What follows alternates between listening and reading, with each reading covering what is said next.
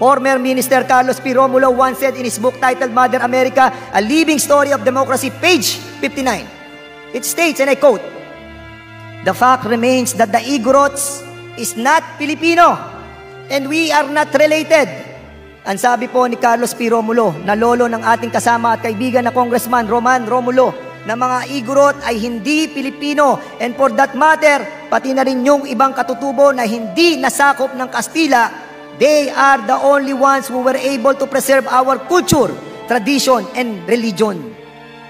Dahil sa kanilang paglaban sa kolonisasyon ng Espanya, that made them preserve their identity. This original culture, tradition, and religion could have been the cultural tradition and religion of this entire nation had it not been disrupted by the colonizing Spaniards. Sa loob po ng 333 taon ng kanilang pananakop, binura nila ang ating kasaysayan, ang ating nakaraan, ang ating pagkatao, ang ating lahi. And because of that long colonization, we are now living with their culture, tradition, and religion. Paano ba tayo sinakop ng mga Kastila? Sa pamamagitan ba ng dahas? Hindi po. Kundi sa pamamagitan po ng pakikipagrelasyon. Nang dumating sila dito sa malalayong paglalayag nila, sila yung mga gutom, uhaw, may mga sakit. Anong ginawa ng ating mga ninuno? Pinakain sila, pinainom at inalagaan ang mga may sakit. Subalit in spite of all the hospitalities we have shown them, para silang mga ahas na kinagat tayo sa ating pagkatalikod at niyurakan ang ating dangal. The Philippine Archipelago was home to numerous kingdoms and sultanates with their unique culture, tradition, and religion. Yun ang meron tayo bago sila dumating sa ating bansa. Kingdom of Tundun o Tondo, Kingdom of Namayan, Mandaluyong, Santa Ana, Kingdom of Mai, Mindoro Islands, Kingdom of Sabag and Wakwak ng Pampanga at Apari, Rahanate of Cebu, Kingdom of Sandao sa Palawan at marami pa pong iba. And the oldest kingdom natin was called Lawan, now called Island of Lawan sa Northern Samar. Tama po si former Minister Carlos P. Romulo. Ang mga kaharian at tribo noon na dinasakop ng mga Kastila hindi Pilipino. Napanatili nila ang kanilang identification, napanatili nila ang kanilang pagkatao, hindi sila nagpalit ng kanilang pangalan at apelido na ginawang batas sa pangungunan ni Spanish Governor General Narciso Claveria y Saldúa noong November 1849. The most common Filipino family names often have a Spanish origin tulad ng Santos, Reyes, Cruz, Bautista, Garcia, and even my surname Fernandez. Hindi nagpalit ng kanilang pangalan at apelido, napanatili pa rin ang dugong nananalaytay sa kanilang mga ugat na purong-puro. Ito ang ating mga katutubo. We have to give merit and honor to those kingdoms and tribes who fought the colonizers to preserve their freedom and rights. Salute to them.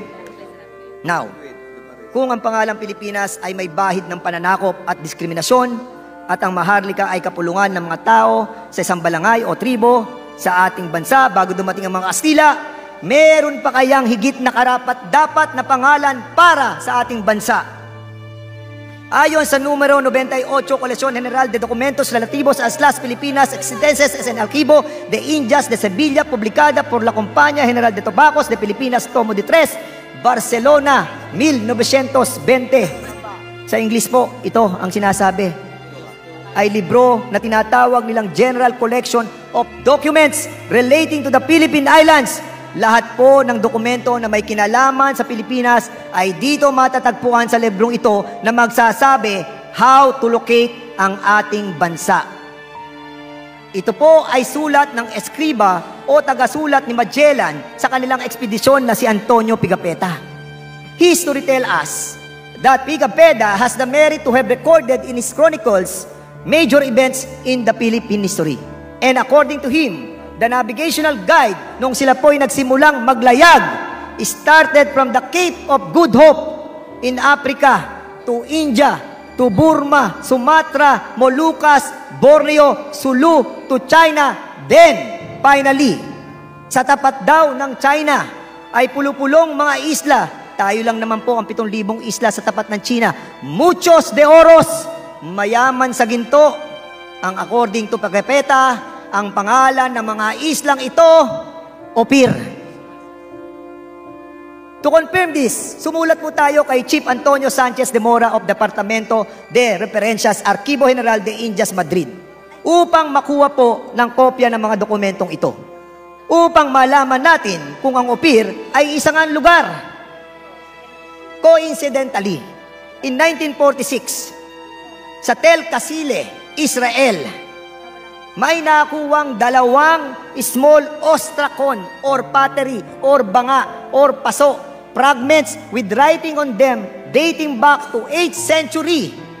At nakasulat doon in Paleo-Hebrew words, Gold of Ophir, 2 Bet Horon, Israel, at ang laman, 30 shekels of gold. This confirms that Ophir was a place from which gold was imported. Marami pong bansa ang nagkiklaim ng pangalang Ophir, tulad ng Sri Lanka, India, Africa, Malaysia, Solomon Islands, Pilipinas at iba pa. Ano bang meron sa pangalang Ophir? Bakit kailangan natin palitan ng pangalang Pilipinas sa Ophir? Do you know that 13 times na binanggit sa Bible ang pangalang Ophir na isa sa mga anak ni Joktan na kapatid ni Peleg, ang ama nila ay si Heber na apo sa talampakan ni Noah na ama ng mga Hebrews.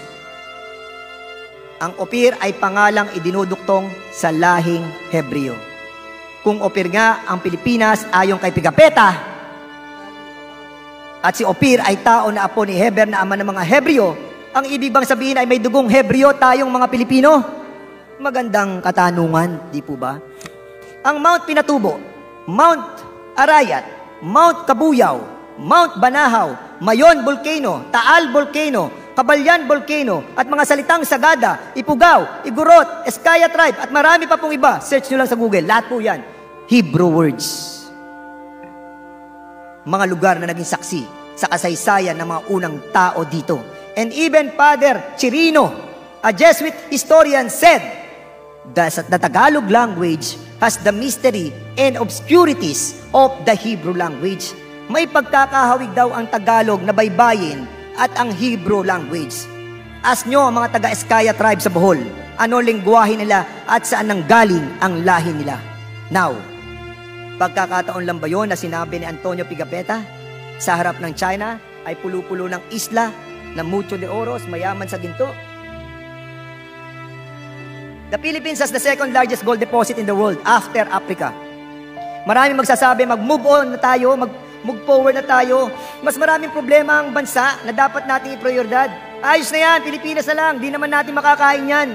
Pagpapalit ng pangalan and so on and so forth. Tama po, move on na tayo. Noon pa man, move on na tayo. Inabot na nga tayo ng 136 years pagkatapos na tayo lumaya sa mga imperialista na hindi natin alam na saan tayo nanggaling.